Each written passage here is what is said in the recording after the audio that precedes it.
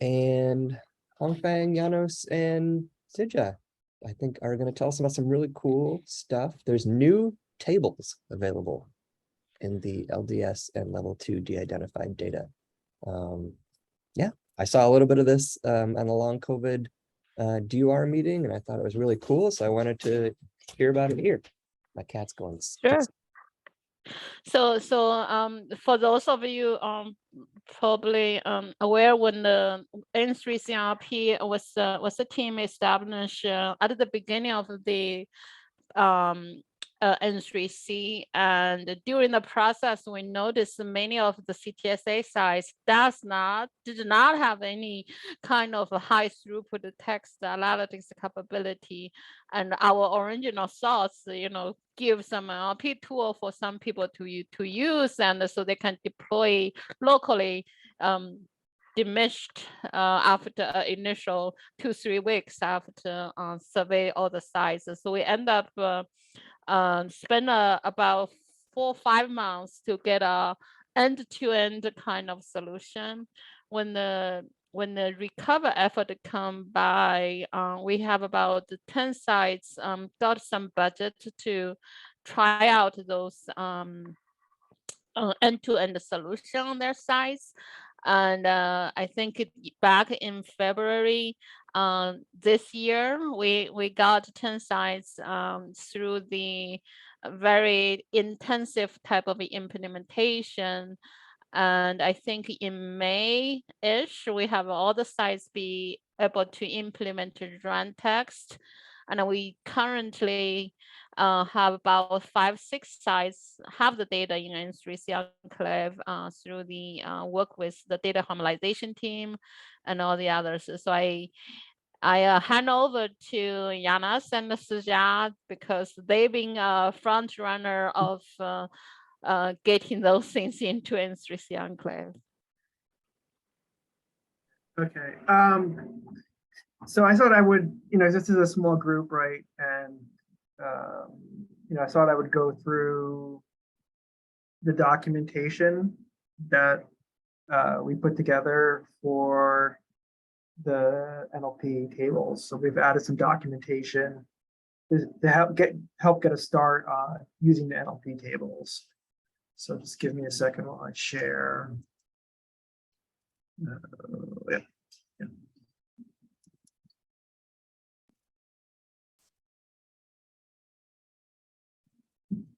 Okay, let me just smaller. Okay. So you should be able to see the screen now. And I'll put in the link. This is available within the enclave. So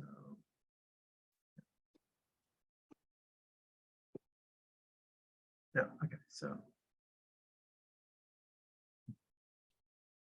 so let's start here talking about text. So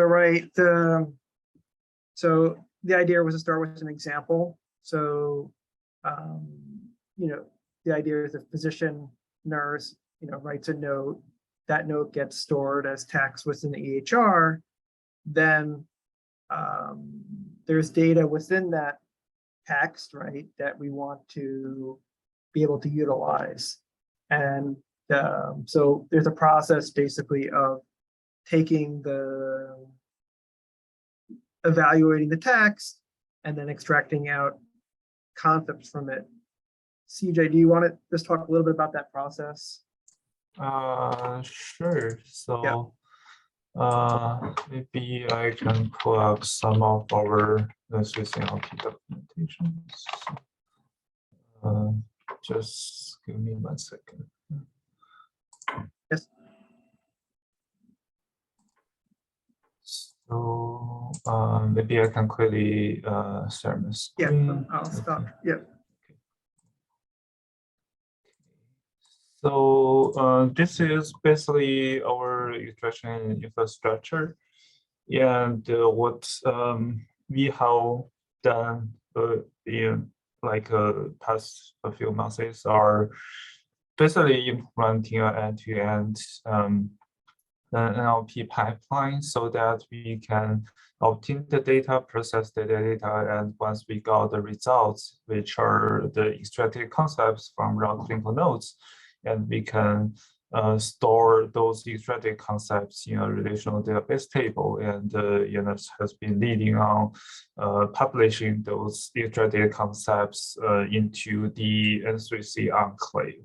So the architecture, this is basically a high-level architectural overview of the solution, but there are caveats on each individual sites because each site may have their own version of, for example, implementation of IP clarity and how to get the data, how to get the nodes. And some sites already have an almost common data model implemented for their research repository to use, so they can directly start from Odyssey. But a lot of time, we will we assisted on creating such a table on their either a local research server or their clinical data warehouse. So it's kind of hard to summarize like what's the initial eventual solution for each individual site, but at a high level, we are looking into several different pieces, and this is basically a brief overview. So a little bit more about the NLP engine. So once you set up the data connection and all the node table are readable with the actual nodes contents, we have a software called OHLP MedTagger, which is a open source Java-based Java-based rule-based implementation for the NLP as the NLP engine. And what it does is it looks up to the dictionary that we curated during our model validation process, which is another process that I can delve into more details if people are interested. But overall, we investigate the multi-site data collection from a smaller site and implement a deployed model at a larger scale. So those solutions, those direct concepts all comes within the concept modifiers and metadata, which Janos just demonstrated. And eventually those iterated concepts will be stored in a relational database, which is a node NLP table. So I could understand not all of you has interact with it, but it basically stores all the document metadata along with the extracted concept, the normalized codes, and some modifiers, like if the concept is negated and if the subject is a patient or about patient family members, things like that. So eventually we hope those pipelines and resources could be very helpful. And in case you would like to you're interested in more about the package, so we do have the whole pipeline wrap up as like a software which is called OHLP backbone. So which is basically the implementation of the end-to-end pipeline. And by default, we are using MedTagger, but with a little bit of engineering, and since you can apply your own natural language processing engine if you have any, but it needs to be able to ingest the data in parallel at a large scale, and so that we got a reasonable throughput. So we are aware that not all the NLP package, popular NLP packages supports like a simultaneous processing. So you may need to be careful if you want to swipe to another NLP model. But basically, if you are looking into our end-to-end hard-coded solution, so here's a package that you can apply. So there are some caveats. We typically schedule a consultation session when you would like to start everything In case you have any questions, and we have some onboarding materials as well, which if people are interested, we could share it later. So those are what we were done as part of recovery NLP. So depending on the scope of the what you have in mind. So you may need to look into from different perspective, but yeah, we can keep that conversation open. So I think that's all I would like to share for now. So would like to see if there's any questions. So if there isn't, I will give it back to Yadesh. Yeah. I just note that Cornell had a question in the chat as to whether notes are only available from Epic EHR or if other EHRs are supported as well. Yeah, and I got an answer there, but I wasn't sure. Then in the enclave, the data that made it back to the enclave, is it only coming from Epic, or is it Epic and Cerner, or is it also other EHRs? We have Epic Clarity implementation, which was done, and we also work with Trinex on some connections. For the Cerner, I believe it's doable as long as you can have a bit of ETL process to put that into the almost CDM table, because typically those EHR implementations are pretty arbitrary, so each site may have their own customization. So we can't deliver something, say it works for all the Cerner system or all the Epic Clarity implementation. That's why we didn't post that globally. But if there were you can establish a database connection and with look into how to match the fields into the OMOP CDM node table, I think that's quite doable. And we probably can look into that if you would like to know more. And currently, then in the enclave, how many organizations, or the data comes from how many organizations?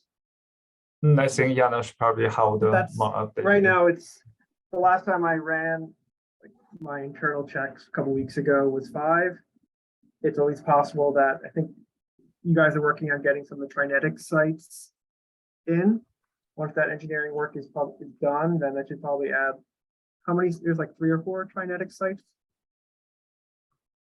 And then I think there's some additional sites maybe that are also in the pipeline or going to be adding in. So it's really like a site can sort of be added in at any point if they, add it into their payload, right? So it's, right. I think it's going to be around 10 at some point, but and even for the 5 sites right now, we have data on 1 million plus patients and have some note data. So it's not that, it's not 50% of the population, but it's not a minuscule part of the population. Thank you. Yeah. And for Joanna's question, so if it's limited to conditional occurrence, because the current implementation and the model we deployed are for past long COVID signs and symptoms. So all these the concept goes to conditional occurrence just by the setting of the projects. But the pipeline can be set up into, yeah, good. So I was, Janusz probably have more detail on there. Currently we only extracting past the COVID signs symptoms. Those are in the conditional domain, but we are not encouraging people simply get the data into the conditional occurrence domain. So due to the fact those are evidence of conditional occurrence, but not true conditional occurrence. We don't really encourage people to mix those two. There, you can import that, but with the evidence or the source coming from the NLP needed to be clearly described there. So. Right, and the positive negative column, right? We have to to convert that to something different. Yeah, I guess as data, right? This is a data user group, right? So you should think of the NLP data as a sort of second line of evidence, right? It's can be complementary to things like diagnosis. the condition table. I think there's also some procedures too that get extracted out a couple. I mean, it's primarily conditions, but there are some procedures that also get extracted from the notes. I was limited. wondering about that because they could be discussing like the potential for this or that procedure to be done or the potential of the drug, and not sure if the context would pick all that up. I think, right. I think in Hong Kong, I think the context algorithm has 3 parts to it, right? They have it's the experience, like whether it's something about the future, whether it's about the patient or the family. I mean, it's not always going to be perfect, but in some cases it will pick up whether it's talking about like, you know, a family member versus a patient, right? Or future or current. Yeah. So in the procedure domain, the things, you know, some are, you know, mapped there due to the fact that those are things relevant to COVID. So we based on the 2 list of long COVID related concepts. One is by Peter Robinson's article. The other is by Nuzzo from Harvard, their article. Then list all those long COVID related COVID signs symptoms. So we're augmenting with the COVID test information, basically, and also vaccine information. So if the patient has positive COVID test, all those things are extracted. But other than that, you know, what we want to say is that we deploy the framework, and any concepts, potential future interest can also be deployed rapidly if those are critical interest to the you know, to the projects. So when you say you're extracting, sorry if I didn't understand something in the presentation, so I apologize if I'm asking a dumb question, but when you say post-COVID symptoms, you're saying you're limiting it to a predefined group of symptoms, not just taking anything that would follow that sentence there, because it's pretty different. I mean, for us to impose that assumption is kind of limiting. We didn't do that because that can easily expose your database, right? So if you think about all those metadata, like if you extract everything, so there will be huge amount of data. So the strategy we are using is take a past symptom as a use case and demonstration, but the pipeline, once you set it up and also some sites, Okay. I tried to say some sites not comfortable to export all the different, the whole nodes, whole concept extraction, because that's basically you almost can reconstruct things, their business. I mean, it's not like 10 concepts. It's not 50 concepts. I think it's about, I mean, from both papers, right? You look at the distinct, it's like in the thousands. So. Yeah, it's about. So it's not like it's not covering. I think it covers most of the main. Yeah. At least at that time, what they thought were concepts related to long COVID past and potential. So that was machine learning based, just like temporal association. No assumptions made besides a temporal relationship. I think they were based on. I think it was based on a literature review, and they coded the L paper. They coded it by the HBO terms. So it was based on, I think, literature review, and then they went and coded the HBO terms associated with that with PASC. So the reason I'm asking is because when we did a risk paper based on kind of, you know, pre-existing conditions or prior acute events that would predict the risk of long COVID, it was very different results when we defined those based on our clinical understanding compared to when we did a different paper. We produced a different paper recently about just looking at the conditions table, finding everything there, doing a 1-level roll up, and then doing prediction off of that set. And we're meeting with the clinicians this afternoon to talk about that. So it's you know, things like thrombosis, you know, in the trunk are listed, but weren't named as a risk for long COVID before. right? Yeah. So I'm worried about introducing bias based on like what we understand so far. Yeah, this one does not have the risk factors extracted. This is only the It's just evidence. similar, yeah, just a similar example, right? If you predefine Past the concept, COVID. yeah, sorry, just a similar, it's a similar example. So different time period, but a similar example of if you predefine things based on what we already assume we know, Yeah. it's different than allowing the Yeah. machine or So your NLP algorithm to identify yeah. So the itself. the whole concepts, all those things, they are there.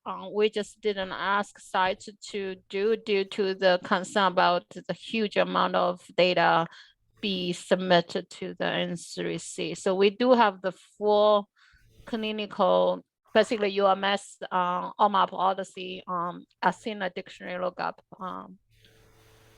But it's huge. I was just warning team is huge, and almost every text terms there can be translated to a OMAP concepts or set of OMAP concepts, and the utilization of that and the proof of that. I don't know if that can be covered by the current data transfer agreement or data use agreement with each individual sites. Yeah. Yeah. Yeah, back to Joanna's question. So it's not a machine learning based implementation, it's heuristic rules based. So the one advantage of that is you can explain like character by character like why a certain concept was picked up, rather than worry about like changing the cohort or just changing a random seed. You will see different behavior. Those things won't happen. And I just want to say that it's sort of a unique database that this is already as a resource, because even though with all these limitations in terms of there's very few environments where you can access from multiple sites data that's extracted from, node NLP data that's extracted from multiple sites. So it's an interesting resource. And I think part of it is, as a group, I think is learning how to use it, right? And learning what are some of and then hopefully from this learning process, coming back and saying, oh, we should do this refinement or that refinement in the future, right? Yeah, no, it's really exciting. It is really first ever. So I know there are people in the UVA group who are excited to use this. In terms of the governance and the data transfer agreements, I do think all of the medical data about these patients is included in those data transfer agreements. I think that at our institution, the concern with notes data is when you get, the reason why we could not send you the full note is because it's very hard to remove things like Mr. Brown. If it says Mr., it's fine, but if they say Charles, it's harder to find sometimes, that kind of thing. And so it's just difficult to de-identify notes fully. And I agree that there could be personal conversations mentioned and stuff, but like his wife was distressed and unable to come or something, but I think in terms of the clinical concepts, if it's limited to OMAP, I don't imagine that not being covered by our data transfer agreement. That's speaking for my own institution, but okay. Yeah. I'm done talking. Thank you so much. I'm really excited about this.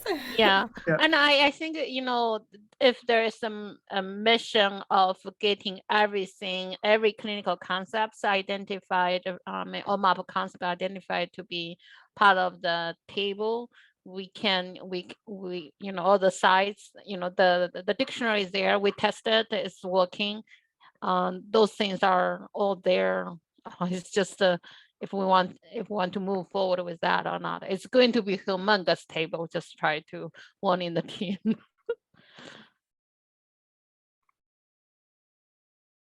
Yeah, so I'm just going to go quickly through the guide just to give some background, right? So this is simplified. I just try to start with a simplified example of we have text spans and we're extracting out, we know the start and end date of the text and we know the context.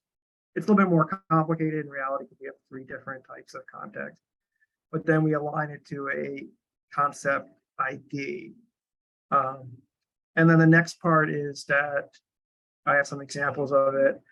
Odyssey does have standard tables for note and note NLP. So we didn't have to design our own tables. We had to fit it within the note and note NLP table. And that's, some of what the Mayo group did in sort of building that pipeline.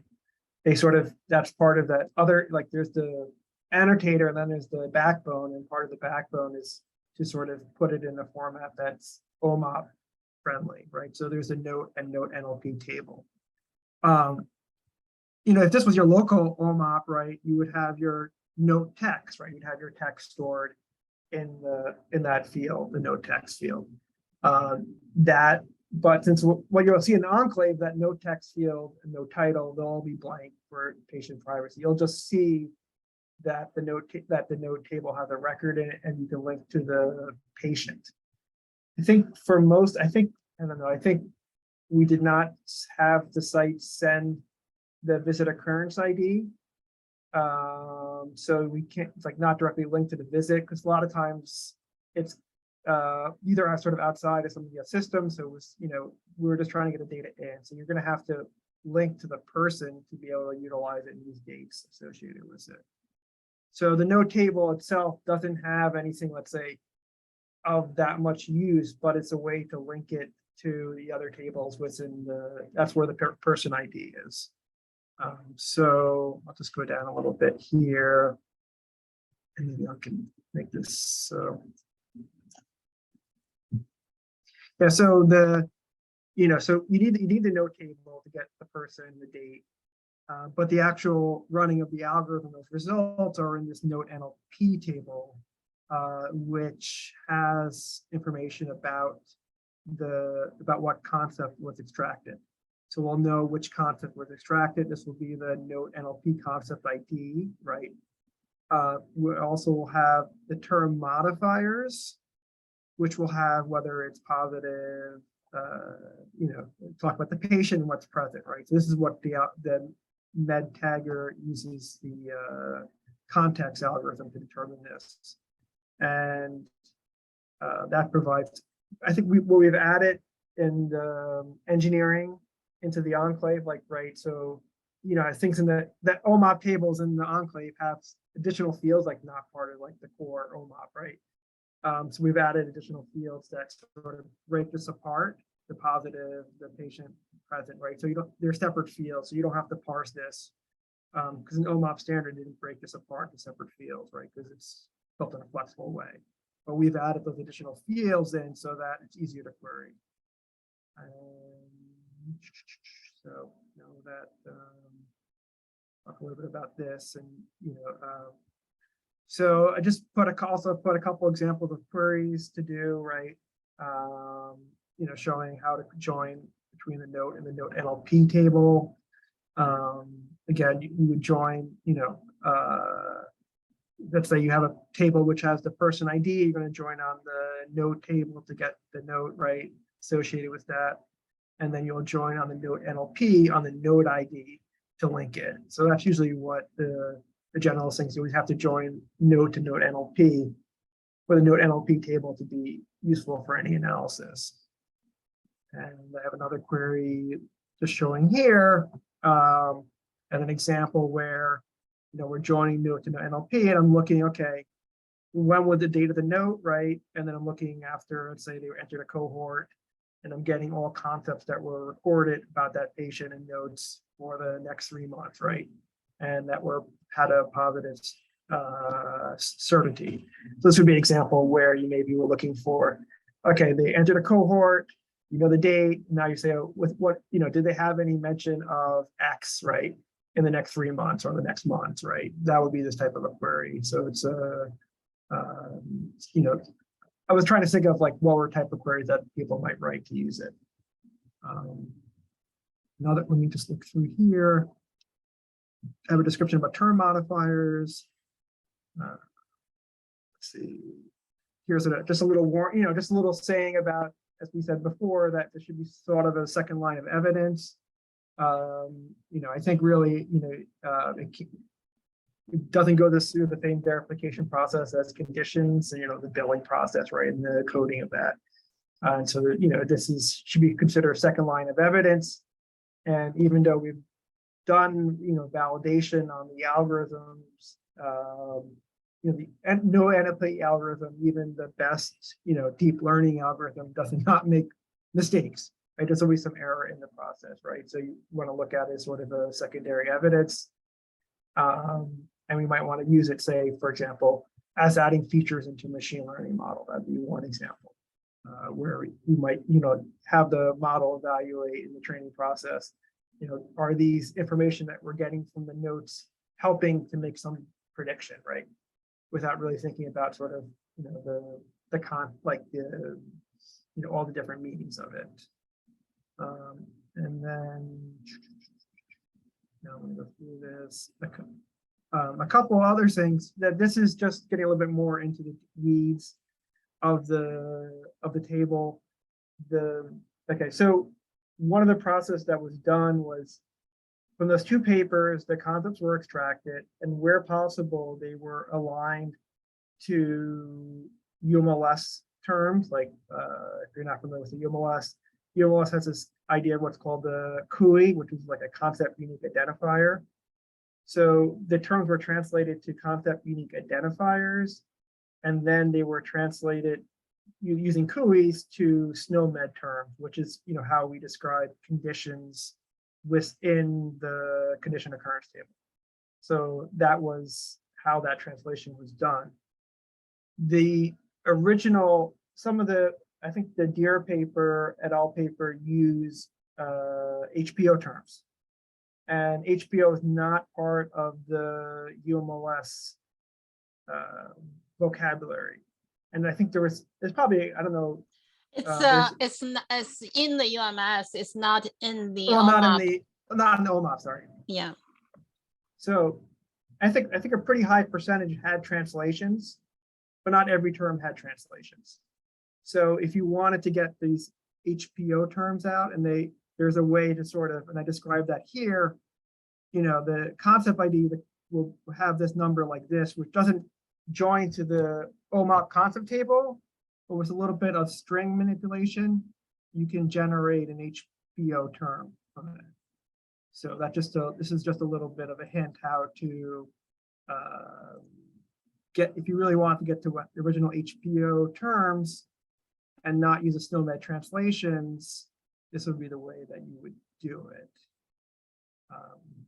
And then the last part, let me just say the last part. There are some terms that were neither, right, UMLS terms, or I guess they were not HPO terms, right? So there are some terms that have these negative numbers like this, which you have to translate with this table here. So you might see concept IDs with negative numbers, and then you can use this table in the guide to sort of if you're looking for these terms. So I think the guide is can provide an example of what to work through. Are there questions? I had a question about the what I believe is called the certainty, which in these examples was positive. What are the possible values there? Could it be positive or negative, or are there other possible values for term modifier certainty? There are three, if I remember correctly. And it's a positive, possible, and negative. Okay, so I'm just a little bit mystified by calling it certainty. It's not talking about how confident you are. I mean, certainty for an ML person is your confidence in the judgment that you're making. Yeah, yeah. Whereas this is it seems to be, at least to me, this is talking about the polarity of the judgment that you're making. Like, this person is positive for XYZ symptom. That's a statement about the polarity of your judgment. If you say, I have 60% confidence that this person is positive for that. You know, that would be more of a measure of your Mhm. of how reliable you think the datum is. Yeah, I think you're actually really right there regarding this is the positive, possible, negative. So the certainty of a certain condition in the clinical information. So this is we call in the clinical NLP, we call that generally we tap that as the certainty of that condition present or absent for that patient. It's not follow the machine learning side of the probability of some prediction to be positive or negative. Okay, but my point being, it has nothing to do with any kind of confidence measure about the actual NLP extraction, right? No. There's a certain hesitation about all of the extracted NLP data, but it's not like you could pick one or two lines of the table and say, these, you know, we have higher confidence in this line and a lower confidence in this other one. So currently, because it's a dictionary-based approach, so there's if anything happened there, it's from the text data, so it's to have a traceability. So because the how do I say it's more like an expert-based system, so you have the explainability and the transparency about this. So if something mentioned there, the document must have it there. There's no guessing game here. So I do agree, if you're taking a machine learning approach, you will have another measure, which is maybe the right use of certainty. But in the clinical narrative, most of those certainty was actually measure which physician's judgment of that condition. So it's relevant to certainty of some condition, but it's a text data. So that's sometimes we call text itself is not really raw data. You should look at it. It's more evidence of a certain thing. It's an information layer type of evidence rather than raw data level of evidence. And could you explain again what you were saying about getting an HPO term? The matching on HPO terms is basically string matching on the name and synonym of the HPO term, or is there some other tricky? Well, the problem is that there is no HPO in OMOP, right? Yeah, we're working on that. Yeah, until there is HPO in OMOP, right, vocabulary, how do you represent the HPO terms in the table, right? And then, so if you want to get out what the original HPO coding was, right, of the terms, we have usually what the SNOMED, let's say for one thing that matches, right, we'll have the HPO term, a row for the HPO term, and then we'll also have a row for the SNOMED term that's equivalent to it, right? So for most of the times, you won't need to use the HPO terms, right? But there are some terms where there were no SNOMED equivalents. So if you really like get down into the dirt and you want to pull out those HPO terms from the tables that are in the enclave, you have to do sort of a string matching. Well, string, it's there in it's kind of encoded in the concept ID, but you have to sort of unencode it. Hopefully, as Odyssey will put in the vocabulary, you won't have to do this trick, right? But this is like more of an expert, like if you really want it, like if you're missing something that was originally not mapped to a SNOMED equivalent. So are you saying, if I understand correctly, let's pick a term like chronic fatigue, which is, I'm pretty sure there's an HPO term for chronic fatigue. And there's a SNOMED term for chronic fatigue. There would be two rows, two entries in the table, one for each of them. Yeah. Is that, do I understand that correctly? That's exactly, yeah. Okay, and the mapping, but the mapping from the clinical note to either the SNOMED or HPO term is based on a string mapping to the phrase chronic fatigue. Or a set of phrases. Yeah, it could be more than one, like more than one, in the dictionary approach, more than one way of saying it, right? So the dictionary could have multiple ways of saying chronic fatigue, right? Uh-huh. Yeah. Which would be based on the synonym list. At least in HPO, there's a synonym list for each concept. So is that where the multiple ways come from? Hong Fang's group. I comment, yes, we consider all the so I just put in the chat, the dictionaries mainly come from those two sources. One is the Peter Robinson's article about long COVID, which including about 400 HPO related terms, as well as the one by Nizhou from the Harvard, which is called PASC lexicon. So those are derived from their local institutional resources, EHR through manual review. So both articles, you can get more detail. So all the lexicon variants and the synonyms are mapped to, from those UMS are considered. And we also mined some of the lexicon variants from our local data. So those are the lexicon variants also included in all those dictionary. And the dictionary also, the normalized, lexicon normalized entry of the dictionary also available in the GitHub page. I also posted in the chat.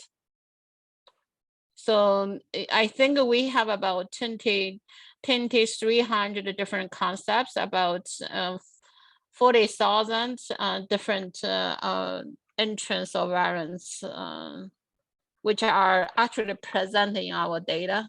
There's many other variants never occur in our text data. So those are, we actually didn't have them there. So because they never truly be appear in a text corpus. So.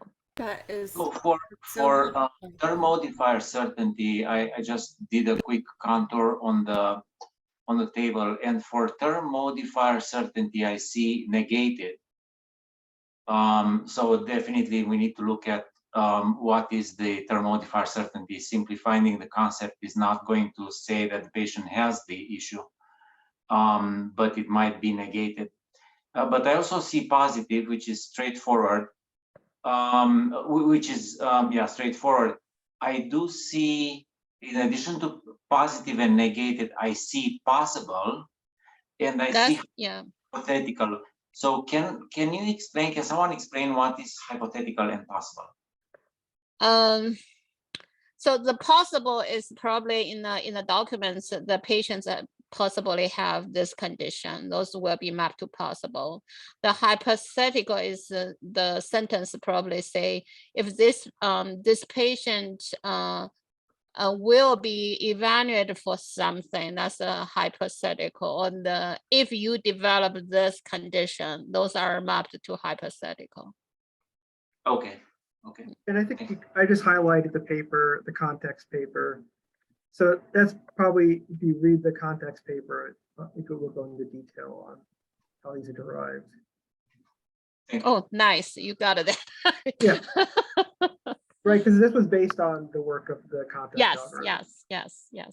Which, right, it has a pretty good performance, right, in the context algorithm. Yeah, I just for this audience, we actually try to use machine learning approach to try to beat that raw expert-based system. We couldn't beat it. We added later. We published one of my postdoc published article called negation is not solved, because it's basically say no matter how hard we try, we cannot even beat the rule-based or expert-based system, which published in a context. So at the end, we alter out the med tagger using the context, which is enriched with observations mined from our own, use of the context. So there's some enrichment there, and the people can also modify context based on the specific use cases. So the program, the whole med tag program is modifiable by end users who want to do actual projects localized. So this is all really good information, and I'm just thinking through that lens of like a logic liaison who ends up helping a lot of people with the different tools in the enclave. And there's a few ways you could make that easy. Like if there is a list of all the terms you pulled from those 2 publications, if there's a list in GitHub, just make a clear link to it on this page in your resources section or something. Just say like list of all terms, and with the codes and the names. And then, because I also wonder if that would be helpful to have as a data set itself, a standalone data set. I think that would be, we can, especially just all the concept ID column in the. I mean, we can do a unique icon on the table, right, and do that ourselves too, but I think it's probably helpful for people, just also clinicians working with this and stuff, to have a quick reference of like, here's the list. And then that question that I had asked, and then this gentleman just asked about the, those values that negated it and the hypothetical or whatever. Those could be referenced in here, but also what I found with our logic liaison tables is it's helpful to have the definitions for your columns right in the data set. So anyone who opens that no NLP, there's also a description field. You could put in the description field a few of these essential links or a link to this page. And then in the actual column fields, if you had those like definitions of each of those, if the ones that are limited values, you could put that right into the column description. So then it's just kind of limits the amount of navigation and hunting people have to do to use the asset. So just some tips, because I think this is gold, and I want to maximize the use of it. So I think it's great suggestion, and Janos and Suja, I think we can enrich this, and also if the GitHub is not if the document is not enough, we just put in the GitHub, and so at least have a reference there. That's probably a good idea to add some additional, at least in here, about the hypothetical and those different possibilities. So Suja, can you work with Janos on getting Yeah, for sure. Okay.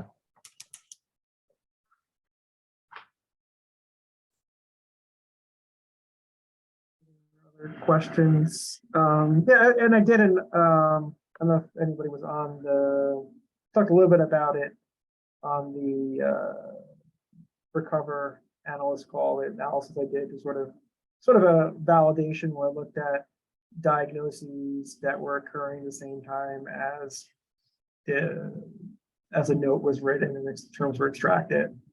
And so, I mean, it didn't show that there is some linkage, right, as we expect, that between, what is coded and what is in the note, right? But probably what's interesting is what's not coded in the note, right? What's not coded as a diagnosis, what's in the note, right? So, but I did some validation to show basically, that we're extracting out the, the dates and everything is there is signal in there. So, machine learning algorithms should be able to exploit some of that signal for predictive tasks.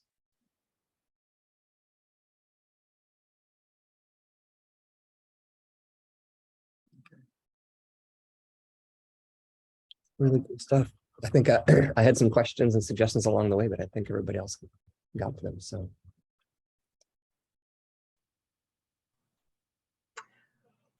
This is Suzanne McCann. I have a question.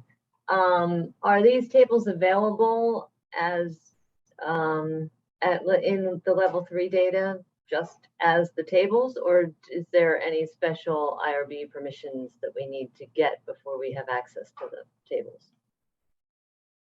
I think they're available, as far as I know, they're available in I don't know the different level. LDS, what is LDS's level? 3. Level 3. It's available in the LDS. I don't think you need any special permission. I think there was, some people had to because they are new tables, and this happened to me. It's like when I wanted to use it once it was published into the LDS, I had to like request that it be added to the project. That was the only thing that I ran into. I'm not sure if other people ran into that too, because there were new tables that were not sort of imported into a project, so I had to sort of request it to be imported. But I'm not sure if anybody else ran into that problem. Okay, and you didn't have to go back to the IRB or? You don't No, need you have to go need back to that. additional IRB because this is only extracted concepts and it's already covered by your existing IRB. Okay, it's not like the PPRL tables. No. Right, okay. They are available in the level 2 data as well. Oh, I just did not know that. Okay. Yeah, everything goes downstream, right? It's like it's such a complex, it's such a big ecosystem now. It's like how it's all fits together. It amazes me. All the work everybody does. All right. Well, thank you so much, Hongfang and Janos and Sija. Yeah, thank you for having us. I hope you guys find some value here. I think one of major of the things we found out, and I hope the team can try to leverage. Actually, we do notice some link with social determinant of health data. You will find something which maybe inside for say what are the things be documented in the notes, what are the things in the structured data. And you may find that we call digital disparity about the data. So it gives, we want all the sites to have ability to get their text analysis infrastructure up, because we think we're missing humongous opportunity to leverage the data, especially addressing social determinant health related data, cause the data disparity across different populations. Thank you rows. for having us. Yeah. I don't know if you guys mentioned the scale, 2 billion rows on that NLP table. So that's the thing we cannot. If we do everything, it's kind of exploding. Yes. All right. Thanks all. We'll call it for today, and see you at a future meeting. Thank you. Bye-bye. Bye-bye. Thank you.